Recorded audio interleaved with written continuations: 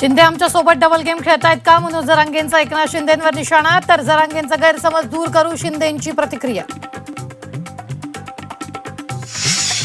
कुणबी प्रमाणपत्र नोंदी रद्द करण्याचा आदेश बावनकुळेंचे. आता भाजपचे 15 ते 20 आमदार पाडणार. ओबीसी नोंदी रद्द केल्यानं मनोज जरांगे संतापले.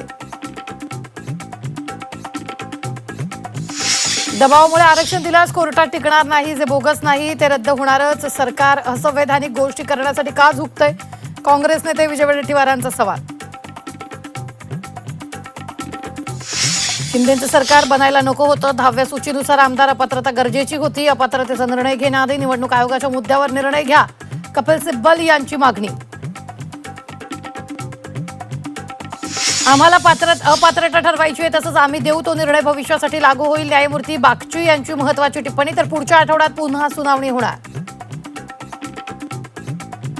कार्यक्षेत्रात नसलेले निर्णय निवडणूक आयोगानं घेतले. त्यांना निर्णय घेण्याचा अधिकार कोणी दिला? त्यांच्याकडे सदस्यांची परिस्थिती उद्भवली. सिब्बल यांचा जोरदार युक्तिवाद. एकनाथ शिंदेचे 6 खासदार मोदींना भेटणार. उद्या सकाळी घेणार पंतप्रधान नरेंद्र मोदींची भेट. शिंदेंच्या खासदारांसोबत टीएमसीचेही खासदार मोदींना भेटणार असल्याची माहिती.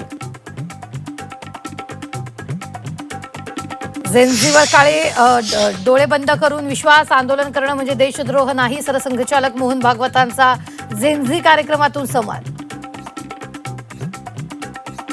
कर्जमाफी योजनेतून 1,40,000 शेतकरी अपात्र. पात्र शेतकऱ्यांच्या खात्यात 2 दिवसात रक्कम येणार. तर 1 एप्रिलपासून पात्र शेतकऱ्यांना व्याज आकारणार नाही.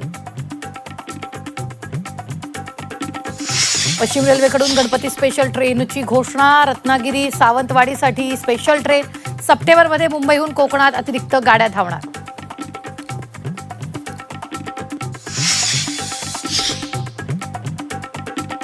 जळगाव सुवर्णनगरी सोनं चांदीच्या दरात विक्रमी वाढ. सोन्याच्या दरात 2,900 रुपयांची तर चांदीच्या दरात 1,900 रुपयांची वाढ.